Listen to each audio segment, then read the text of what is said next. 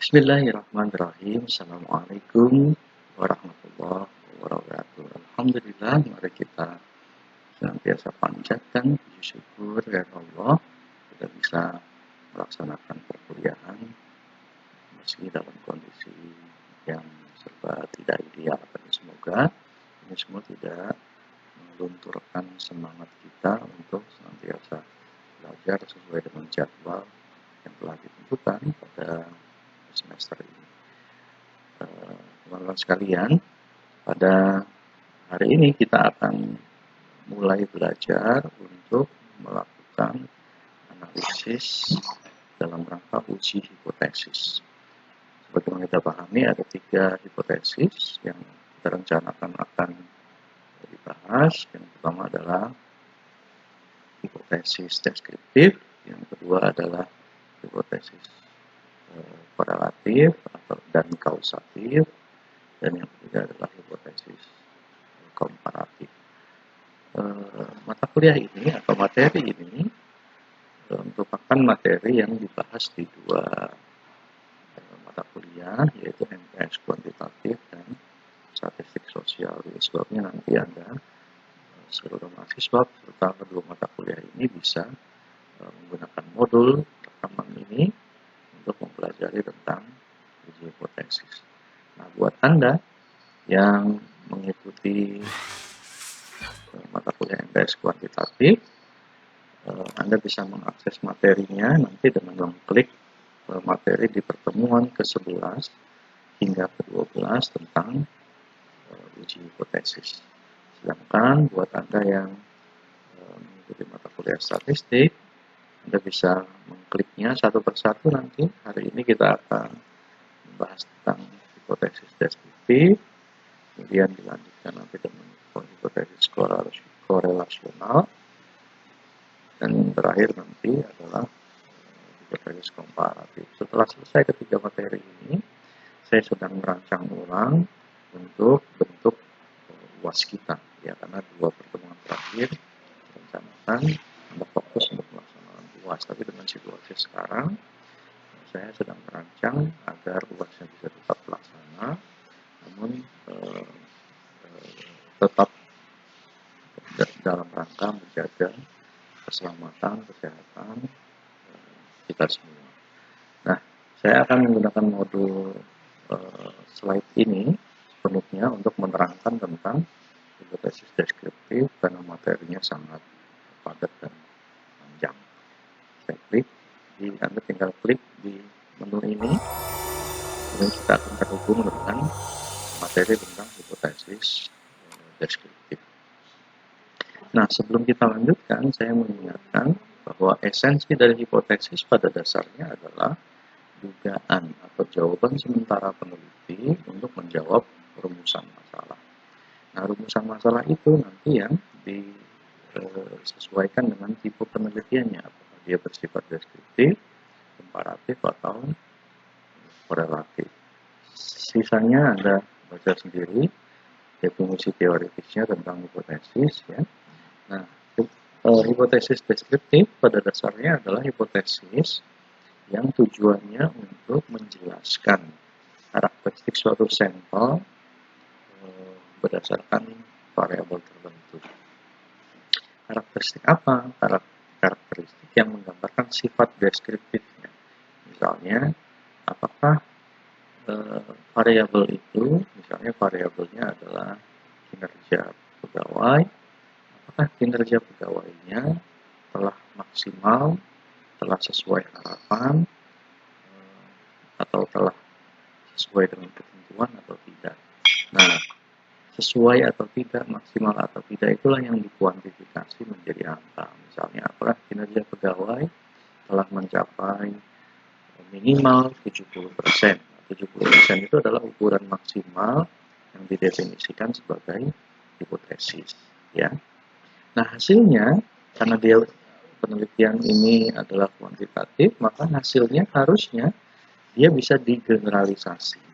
Artinya apa? Kesimpulan pada penelitian ini bisa digunakan untuk memotret fenomena yang sama di tempat atau lokus berbeda, tapi dengan karakteristik yang sama.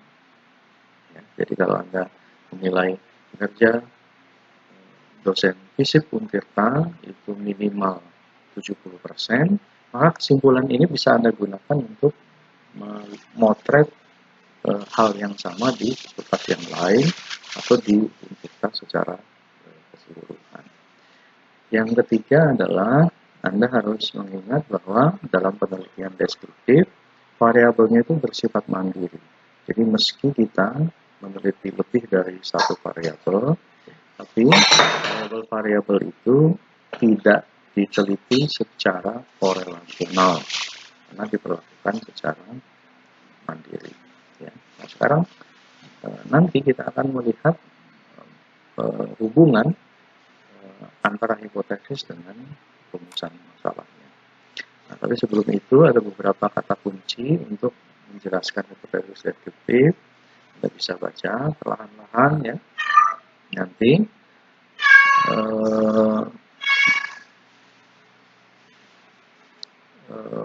tadi sudah dijelaskan baru mandiri, sampelnya hanya ada satu.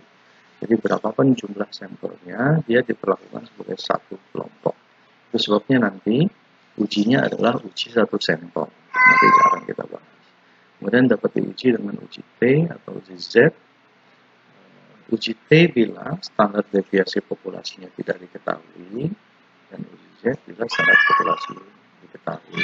Tapi dalam banyak kasus hampir tak mungkin standar deviasi tidak diketahui karena kita bisa menghitungnya, kecuali untuk keperluan estimasi di mana kita tidak sama sekali tidak memiliki standar populasi. Itu sebabnya nanti yang kita praktekkan adalah uji T, situasi di mana kita benar-benar bisa menghitung standar deviasi berdasarkan sampel yang kita peroleh.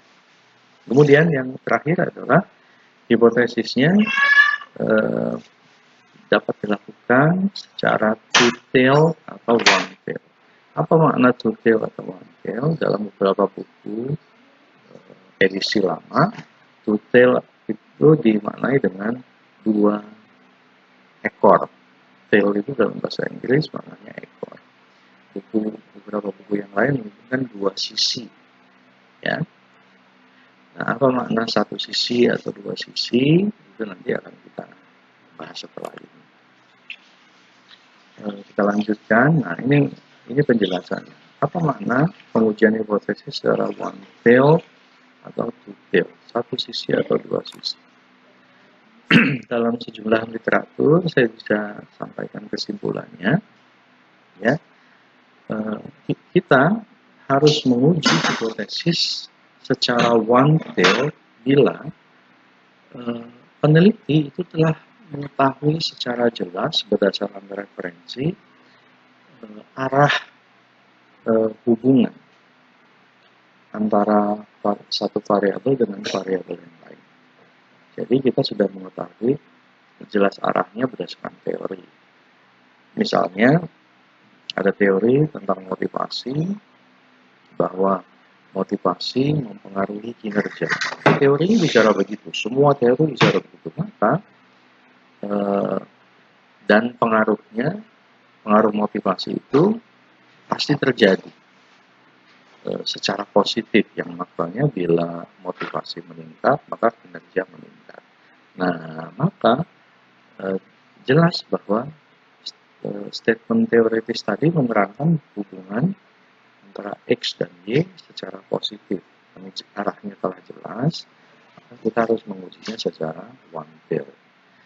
Sebaliknya, bila arah hubungan antara X dan Y tidak jelas, apakah X berhubungan secara positif atau arahnya negatif, maka dalam posisi seperti itu kita harus menggunakan hipotesis secara two tail, yaitu pengujian dua arah yang hipotesisnya belum diketahui jelas arahnya. Nah, kita lihat nih contohnya ya. Untuk yang one tail, terdapat pengaruh positif yang signifikan antara X terhadap Y. Nah, yang membedakan adalah pengaruh positif yang signifikan. Sedangkan yang two tail itu rumusan hipotesisnya hanya terdapat pengaruh signifikan X terhadap Y. Nah, pada yang detail, hipotesis dua sisi, tidak ada kata positif. Kenapa? Karena peneliti tidak memiliki referensi untuk mengatakan bahwa X berpengaruh positif terhadap Y atau negatif terhadap Y. Sementara yang one tail, peneliti telah memiliki referensi yang kuat untuk mengatakan bahwa terdapat pengaruh positif yang signifikan X terhadap Y. Apa makna positif? Maknanya bisa Anda baca bahwa hubungan atau pengaruh yang bersifat positif itu terjadi bila X-nya naik akan menyebabkan Y juga, bila Y juga naik. Artinya kenaikan X itu menyebabkan kenaikan Y. Nah, sebaliknya, dia bersifat negatif arahnya bila X itu justru menghasilkan penurunan Y. Jadi, X-nya bila ditambah, justru Y berkurang. Ya, atau sebaliknya, X berkurang, Y justru bertambah. Nah, hubungan seperti ini disebut dengan hubungan dengan arah negatif. Nah, konsep dasar ini yang penting untuk dipahami untuk melakukan analisis atau uji hipotesis, baik hipotesis deskriptif, komparatif maupun korelatif. Nah, kita lanjutkan sekarang kata kunci berikutnya.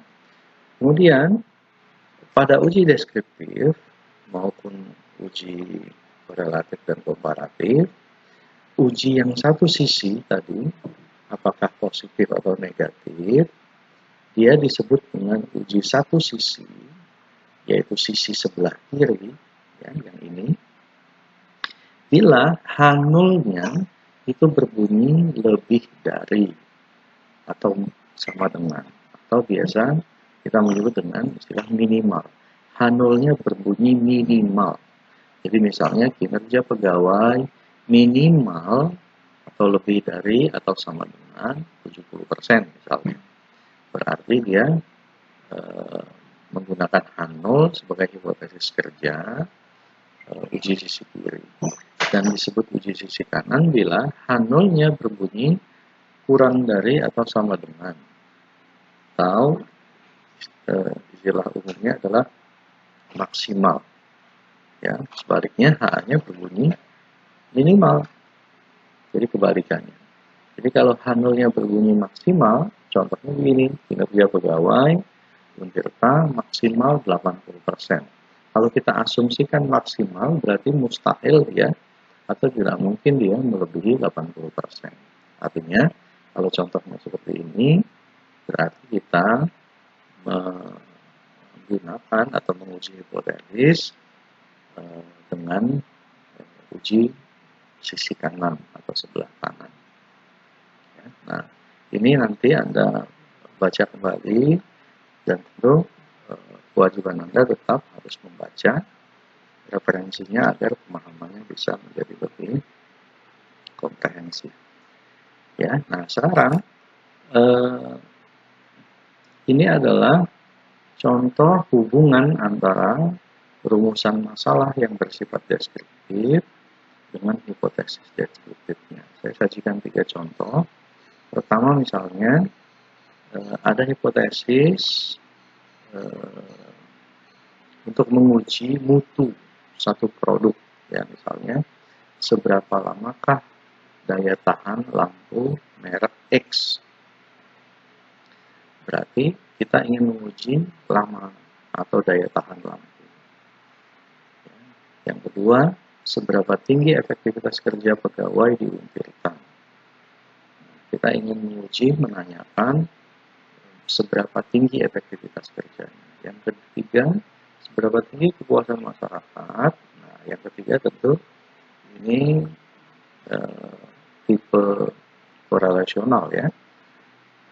Seberapa tinggi kepuasan masyarakat terhadap layanan kesehatan di RSUD Serang. Nah, ketiga ini dijawab dengan 3 hipotesis ya yang berbeda. Pertama, untuk menjawab rumusan masalah pertama kita lihat nih, jawaban sementara atas rumusan masalah pertama adalah bahwa daya tahan lampu merek X adalah 800 jam. Jadi kalau kita menggunakan statement adalah, berarti simbol matematikanya adalah sama dengan. Jadi daya tahan lampu merek X sama dengan 800 jam. Nah, sekarang kita lihat yang kedua. Rumusan masalah yang kedua, jawabannya adalah efektivitas kerja pegawai Tirta maksimal 70%. Jadi kalau menggunakan kata maksimal, berarti simbol matematika yang digunakan adalah kurang dari atau sama dengan 70%. Ya, jadi maksimal 70%. Nah, yang ketiga, sama nih, bahwa kepuasan masyarakat terhadap pelayanan kesehatan di RSUD Serang maksimal 60%. Artinya paling tinggi 60%. Kalau paling tinggi 60%, berarti simbol matematis yang digunakan adalah kurang dari atau sama dengan. Nah, itu penjelasan teoritisnya. Nah, sekarang kita sampai pada skema pengujian hipotesisnya. Nah, Anda harus ingat materi di awal-awal dahulu bahwa pengujian hipotesis itu, hipotesis apapun ya, itu selalu terkait dengan jenis datanya. Ada 4 jenis data yang sudah kita kenal. Ada data nominal, baik diskrit maupun data nominal. Kemudian ada data ordinal yang bertingkat, dan ada data interval dan rasio. Nah, masing-masing tipe data ini menuntut penggunaan formula atau rumus yang berbeda. Untuk data nominal, nanti kita bisa uji hipotesis deskriptifnya dengan uji C kuadrat, ya, simbolnya X pangkat 2 atau X kuadrat. Nanti pengujiannya bersifat non-parametris. Ya, kemudian untuk data ordinal nanti kita uji dengan run test. Ya. Ini uji paling melelahkan nih, karena kita harus berlari run test. Dan yang ketiga adalah data interval atau rasio yang nanti diuji dengan t-test. Semuanya berasumsi satu sampel. Ya, tapi istilah t-test itu karena ada t-test 2 sampel, maka khusus t-test di sini kita secara spesifik disebut dengan t-test 1 sampel. Sifatnya berbeda dengan yang lain, dia bersifat parametris, kalau ordinal dan nominal itu non-parametris. Nah, karena parametris, maka dia menuntut asumsi data yang berdistribusi normal yang harus diuji terlebih dahulu normalitasnya. Tapi kalau yang lain, ini tidak perlu diuji normalitasnya. Ya. Nah, tentang uji normalitas sudah kita bahas kemarin. Nah, sekarang kita mulai dengan yang paling atas dulu. Ya. Yaitu untuk mengolah data uji hipotesis dengan data interval atau rasio. Ada klik pada bagian ini, ya. Nanti kita akan terhubung dengan materinya. Nah, ini adalah uji t-test 1 sampel. Ingat, datanya harus interval atau rasio. Ini parametrik ya. Ini nanti diperbaiki parametrik. Ini rumusnya sebenarnya sederhana, kalaupun dihitung secara manual. Tapi ini tidak kita praktekkan secara manual ya. Nah, ini komponen rumusnya. Jadi komponen rumus t-test itu hanya membutuhkan nilai rata-rata, kemudian standar deviasi, dan kemudian jumlah sampel. Ya. Nah, setelah dihitung nanti akan menghasilkan nilai T. Nilai T hasil perhitungan itu yang disebut dengan T hitung. Ya, kita langsung pada contohnya. Contoh ini menggambarkan pola, sekaligus nanti menggambarkan pola masalah yang bisa diuji dengan uji T, dan sekaligus bagaimana cara menyusun datanya dalam Excel maupun di dalam SPSS. Nah, ini ada sebuah contoh. Misalnya Anda adalah seorang supervisor di sebuah mall. Lalu Anda diminta untuk menguji daya tahan berdiri pada SPG ya, SPG Anda. Kenapa? Karena pekerjaan SPG menuntut daya tahan berdiri yang lama, ya. Karena pekerjaannya harus melayani konsumen, sambil berdiri. Nah, hipotesisnya mereka dituntut untuk memiliki daya tahan berdiri 4 jam per hari. Lalu Anda ambil sampel sebanyak 31 orang, lalu terkumpul datanya seperti ini.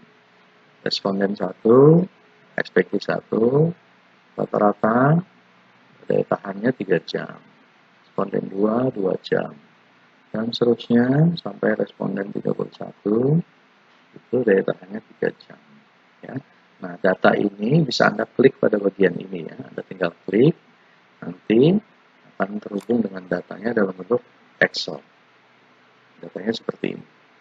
Nah, ya, sampel 1, sampel 2 disusun ke bawah dari responden 1 sampai responden ke 31. Ya, kemudian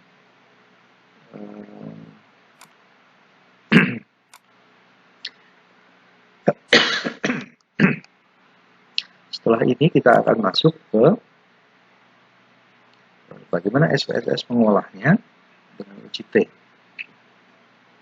Jadi kasusnya adalah ujian hipotesis dengan uji T. Ya. Seluruh analisisnya dilakukan dengan mengklik menu Analyze, lalu nanti Anda pilih Compare Means, lalu pilih T1 Sample Test, dan seterusnya. Ya, pindahkan datanya, letak variabel, dan seterusnya. Nanti bentuknya seperti ini. Ya, ini datanya 3 jam, 2 jam, dan seterusnya ke bawah. Lalu Anda klik Analyze, lalu pilih Compare Means, lalu pilih T1 Sample Test. Nah, contoh gambar yang sekarang Anda lihat adalah menggunakan SPSS versi 16 ya. Tapi yang versi 24 gambarnya juga sama. Lalu Anda klik, nanti akan muncul kotak seperti ini. Nah, pindahkan data var 001 yang semula ada di sini. Anda pilih, lalu Anda klik panah, dia akan pindah ke test variable. Ya. Nah, lalu jangan lupa mengisi test value. Hipotesisnya adalah mereka SPG itu harus memiliki daya tahan berdiri selama 4 jam. Nah, test value-nya berarti 4. Ya. Nah, setelah Anda isi 4, maka kemudian Anda klik OK, lalu akan muncul hasil seperti ini. Nah, hasil tabel pertama menggambarkan nilai statistik deskriptif untuk komponen rumusnya. N itu jumlah sampel, min itu rata-rata, standar deviasi, dan standar error rata-ratanya sekian, ya, 0,326. Nah, Anda sebenarnya fokusnya di tabel kedua, hasil dari one sample test. Ya. Nilai T-nya atau T hitungnya itu adalah 1,976, DF atau degree of freedom-nya itu 30, yaitu N-1 ya. Kemudian uji 2, nah dengan uji 2 sisi ya signifikansinya 0,057 dan seterusnya ya. Nah, kita hanya fokus pada bagian ini nanti. Nah, sekarang kita lihat apa maknanya. T hitung ya yang sebesar 1,976 itu harus kita konfirmasi dengan nilai T tabel ya bila alfa atau tingkat kesalahan 5%. Ya, nah, karena kita harus melihat nilai T tabelnya. Untuk itu Anda klik saja bagian ini yang ada tanda telapak tangan. Ya. Anda klik bagian ini, nanti kita akan terhubung dengan nilai T tabel. Nah, ingat nih, DK itu sama dengan DF ya. Tadi DF-nya adalah N-1, 31 minus 1, yaitu 30. Pada uji 2 sisi, Anda harus lihat pada bagian atas ini. Ya.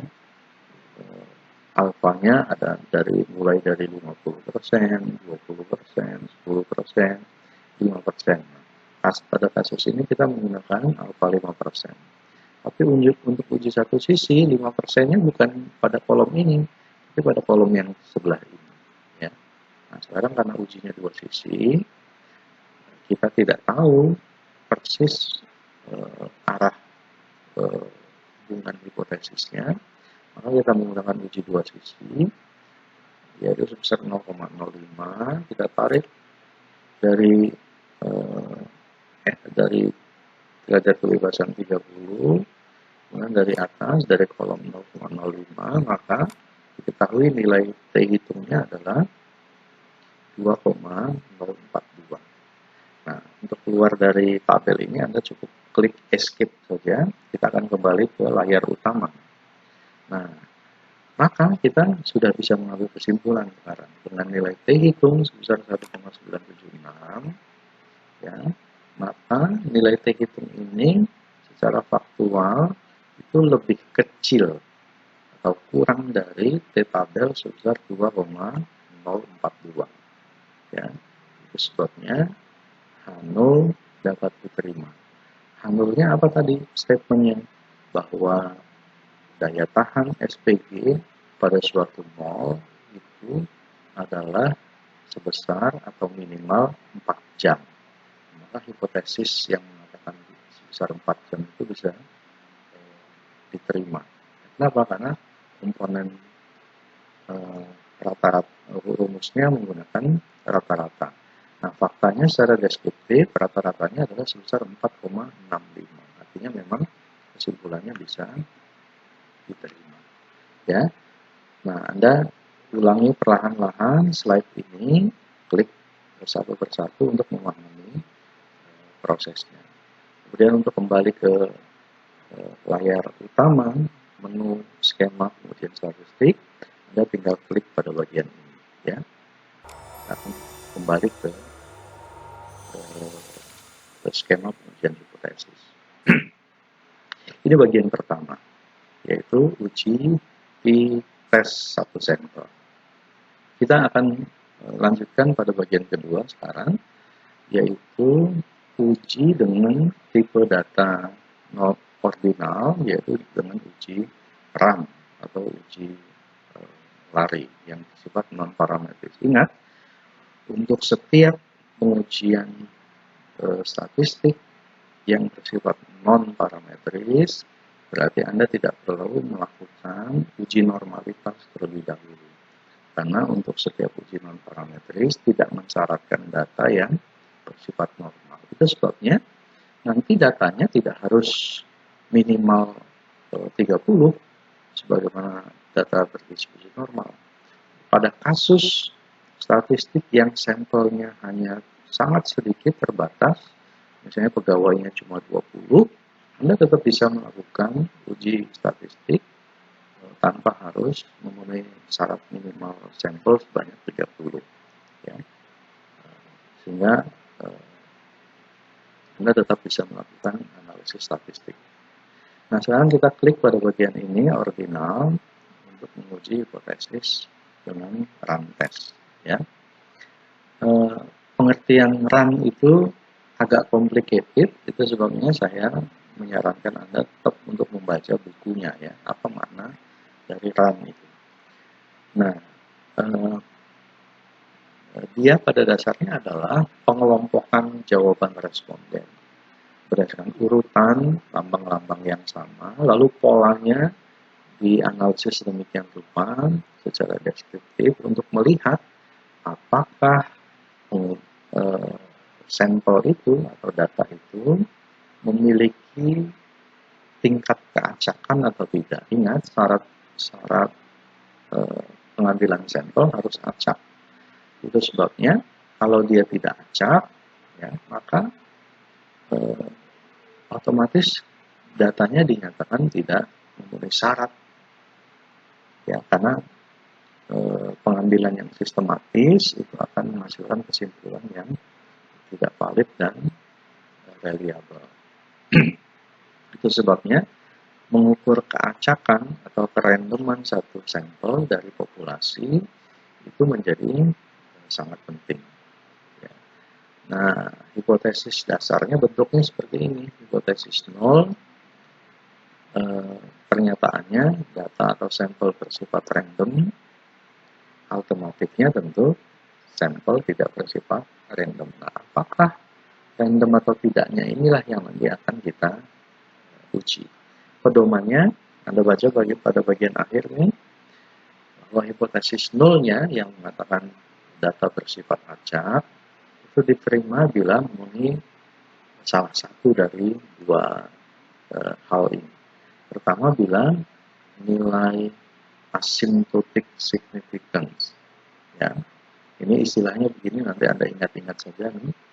Nilai asymptotic significance-nya atau nilai signifikansinya itu lebih besar dari nilai alfa. Nah, alfanya tergantung Anda menggunakan berapa, 1%, 5%, atau 10%. Ya. Atau yang kedua, bila nilai run atau jumlah run yang disebutkan dengan R itu ada di antara nilai kritis untuk uji run berdasarkan tabel G. Nah, nanti kita akan berkenalan dengan tabel G. Tadi kita sudah berkenalan dengan tabel T, sekarang dengan tabel G. Tabel G-nya seperti apa nanti kita lihat dengan kasusnya.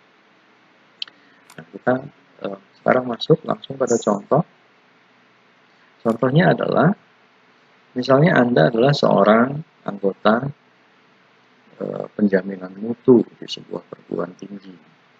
Lalu Anda diminta untuk menguji apakah penilaian dosen itu sudah objektif atau tidak berdasarkan ukuran keacakannya. Lalu diambil sampel, 30 sampel nilai UTS mahasiswa dari sebuah fakultas, lalu 30 sampel yang diambil secara acak itu dihitung atau dianalisis dengan uji run.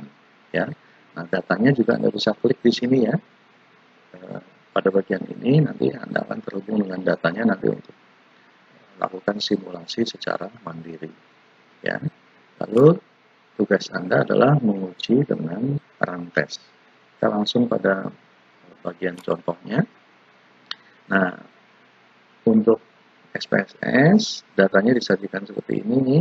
Nilai mahasiswa 1, sampel pertama 65, sampel kedua 45, dan seterusnya sampai sampel kesekian. Ya. Tadi dalam kasusnya 30 sampel. Lalu Anda klik Analyze, kemudian pilih Non-Parametric Test, lalu klik ini, akan muncul kotak ini, lalu muncul kotak Legacy Dialogs, lalu pilih salah satu menunya, yaitu menu Runs. Anda klik Runs, nanti akan muncul kotak seperti ini. Nah, Anda pindahkan data nilai UTS ini ke kotak Test Variable List dengan cara mengklik ini. Ya. Nah, lalu pada bagian bawah, Anda lihat ada cut point atau cutting point, atau nilai batas nilai, penggalan batas nilai yang digunakan untuk menguji tingkat keacakannya. Ada pilih 4 pilihan, ada cutting point-nya berdasarkan median. Ingat, median itu nilai tengah. Ya. Misalnya nilai terendahnya 45, nilai tertingginya 80. Nah, di antara 30 sampel itu berapa nilai tengah?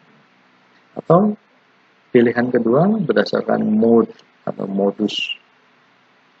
Jadi modusnya, cutting point-nya berarti berdasarkan modus. Kalau modusnya atau nilai yang paling sering muncul itu 60, ya berarti cutting point-nya 60. Atau pilihan ketiga berdasarkan min, rata-rata. Ya. Atau yang keempat, secara custom, ada nanti checklist dulu di sini. Ini pilihannya boleh semua digunakan. Nanti Anda bisa membandingkan perbedaan hasil antara cutting point berdasarkan median, berdasarkan min, berdasarkan modus, atau berdasarkan nilai yang Anda tentukan sendiri. Misalnya standarnya adalah 70, maka Anda bisa klik custom, lalu Anda isi dengan nilai 70. Setelah itu klik OK, nanti akan muncul hasil seperti ini. Hasilnya hanya satu kotak seperti ini, ya, yang menjelaskan test value dengan catatan Anda baca A. A-nya itu nanti akan muncul ini. Kalau yang diklik itu median, maka test value-nya yang muncul adalah median. Nah, median pada kasus ini adalah 65,5. Lalu total case-nya, ya, total case ini adalah 30, yaitu jumlah sampel, ya. Test value tadi sudah dijelaskan. Kemudian ada 15 case kasus atau data yang nilainya lebih kecil dari test value sebesar 65,5. Dan 15 yang lainnya lebih dari atau sama dengan test value sebesar 65,5. Ya. Nah, lalu jumlah run data ini setelah dikelompokkan ada sebanyak 14 jumlah run. Jadi R-nya, R kecilnya, ya, R kecil ini bisa bermakna run, lalu pada uji korelasi dia bermakna koefisien korelasi. Ya.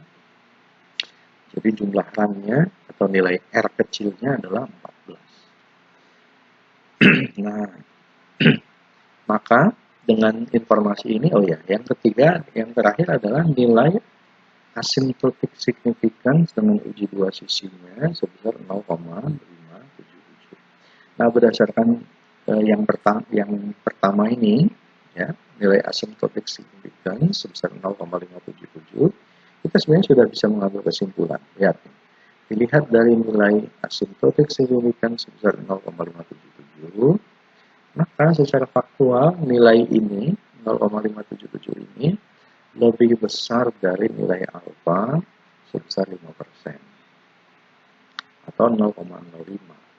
Maka kesimpulannya nilai H0-nya yang mengatakan bahwa data ini telah bersifat acak itu bisa diterima. Atau cara kedua, kita harus membandingkan nilai R-nya, apakah nilai R-nya itu ada di antara nilai kritis pada tabel G. Nah, untuk melihat tabel G, Anda tinggal klik bagian ini, ya, critical values for number of runs G. Nah, Anda klik pada bagian ini, nanti akan muncul tabelnya. Nah, tabelnya seperti ini. Ya. Cara membacanya ada seperti biasa, ada baris dan kolom. Ya. Yang pertama ada bagian vertikalnya, bagian mendatarnya adalah value of N1.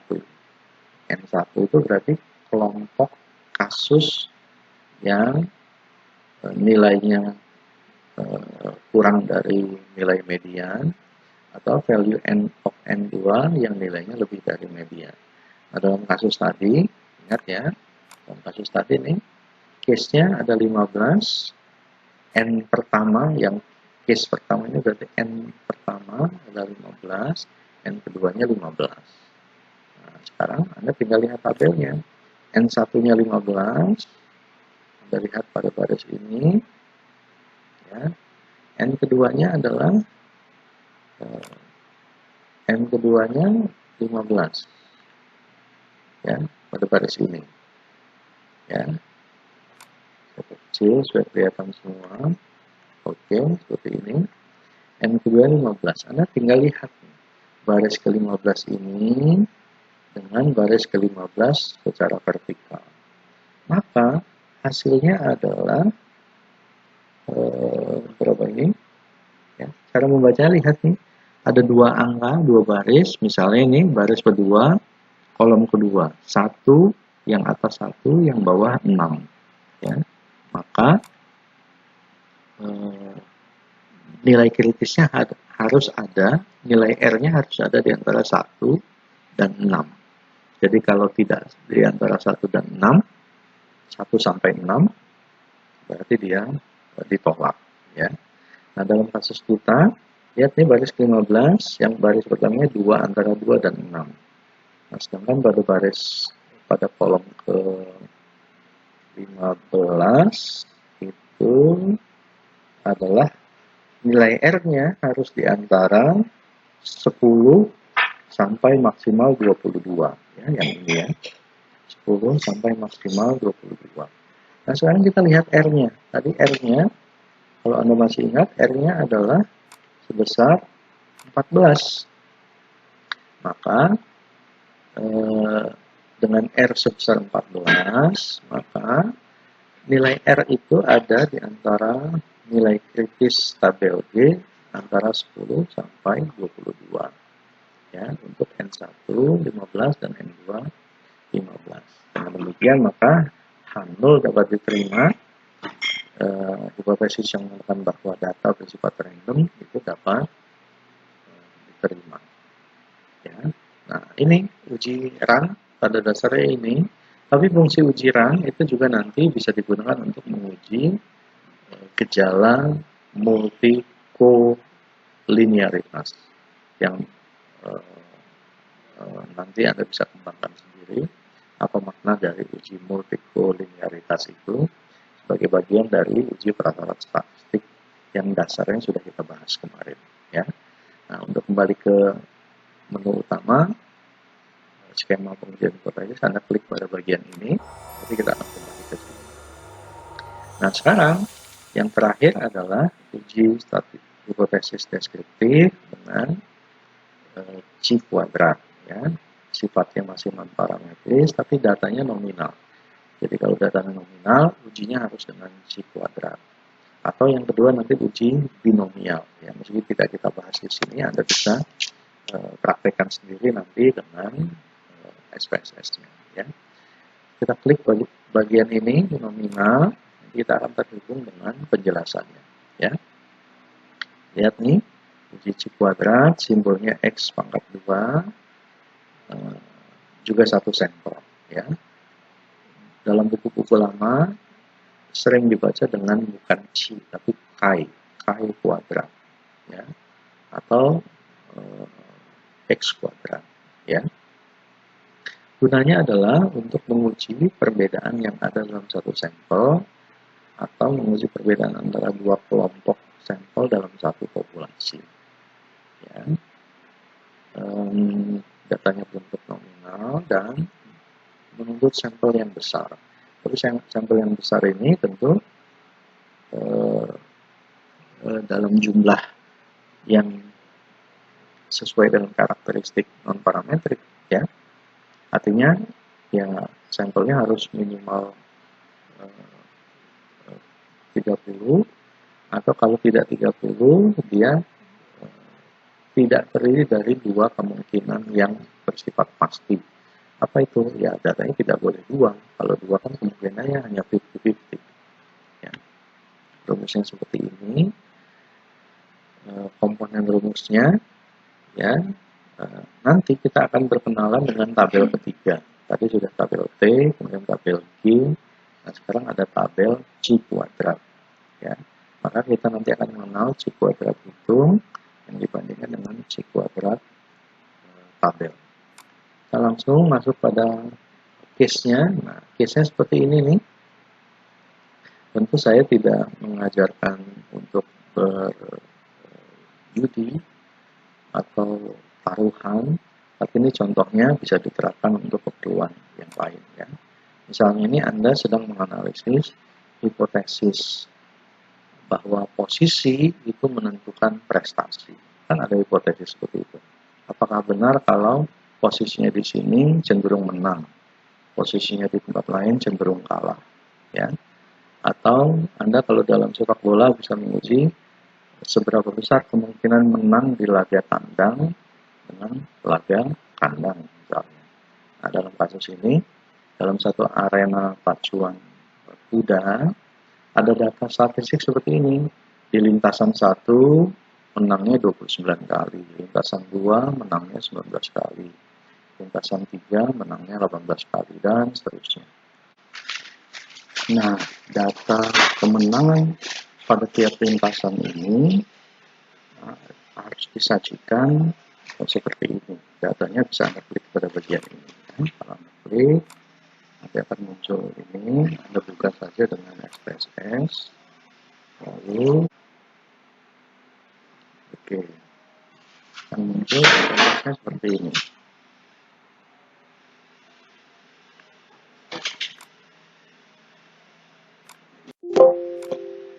Ya, jadi lintasan 1 tadi menang sebanyak 29 kali, maka nomor baris pertama sampai 29 Anda ketik 1 semua. Nah, dia menang 29 kali. Ya. Dan lintasan 2 menang 19 kali. Maka nomor 30 sampai 49, Anda ketik 48 ya, ketik 2, dan seterusnya. Sampai sebanyak jumlah pertandingan sebanyak 144. Ya, ini jumlahnya 144 ya. Nah, setelah ini baru kita proses selanjutnya. Benarkah posisi itu menentukan kemenangan dalam satu perlombaan? Nah, di SPSS Anda nanti masuk melalui menu Analyze, lalu pilih Non-Parametric Test, lalu pilih Chi-Square, dan seterusnya. Kita akan simulasikan. Ya, datanya seperti ini nanti. Oke. Ya, ada nanti data disajikan dalam satu kolom nih. Berapa banyak kemenangan di lintasan 1, kemudian lintasan 2, dan seterusnya. Lalu datanya yang ada sebelah sini dipindahkan ke tes variabel. Lalu setelah itu nanti Anda klik OK, nanti akan muncul hasilnya seperti ini. Ya, posisi start 1 sampai posisi start 8. Observe-nya, faktanya, posisi start 1 menang 29 kali, posisi start 2 menang 19 kali, dan seterusnya sampai posisi start ke-8 menangnya 11 kali. Ya. Tetapi kalau posisi tidak menentukan prestasi, harusnya nilai kemenangannya itu sama. Antara start 1 sampai start 8 itu rata-rata harusnya kemungkinannya masing-masing menang 18 kali. Faktanya kan beda-beda nih, ada yang 29 kali, ada yang 25 kali, dan seterusnya. Nah, nilai residual inilah yang dianalisis dengan Chi-square. Ya. Sehingga nanti Anda bisa melihat nih, perbandingan nilai antara observe faktualnya dengan expected-nya itu adalah jumlah kemenangan yang 144 dibagi dengan jumlah lintasannya sebesar 8. Maka harusnya nilai expected-nya itu adalah masing-masing 18. Ya.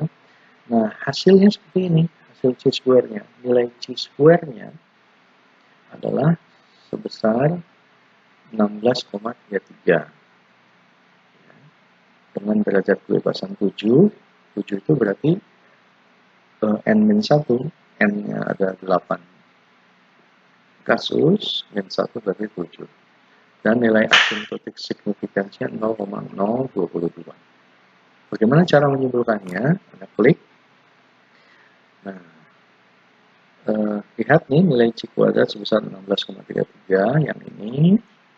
Lalu, apakah hipotesis 0 bisa diterima? Itu bisa ditentukan dengan dua cara. Cara pertama, bandingkan nilai Chi kuadrat hitung ya dengan Chi kuadrat tabel. H0 diterima bila Chi kuadrat hitungnya itu kurang dari Chi kuadrat tabel. Nah, sekarang kita untuk melihat Chi kuadrat tabelnya Anda klik bagian ini ya. Bagian ini Anda klik nih. Akan muncul seperti ini. Anda lihat nih, fokusnya ada di sini, ada nilai alfa, ya, yang vertikal kolom, dan derajat kebebasan. Nah, DB itu istilah bahasa Indonesia untuk DF, degree of freedom, atau buku-buku yang lain seringkali meningkat dengan BK, derajat kebebasan. BK kita atau DB kita adalah sebesar 7. Lalu alfanya 5%, maka Anda tarik dari sini ya. Ya, 7. Lalu ini alfanya 5% atau 0,05. Maka nilai Chi kuadrat tabelnya adalah sebesar 14,06713. Nah, sekarang Anda tinggal tekan escape untuk kembali.